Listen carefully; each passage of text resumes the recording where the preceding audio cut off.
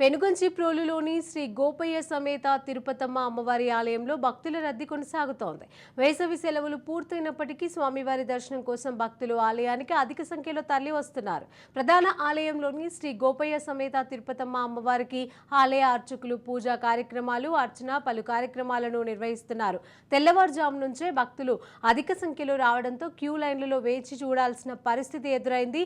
అమ్మవారి దర్శనానికి సుమారుగా 2 గంటలకు పైగా సమయం పడుతోంది. ఇక భక్తులు పెద్ద ఎత్తున దర్శనానికి రావడంతో మాడ వీధులు కిటకిటలాడుతున్నాయి.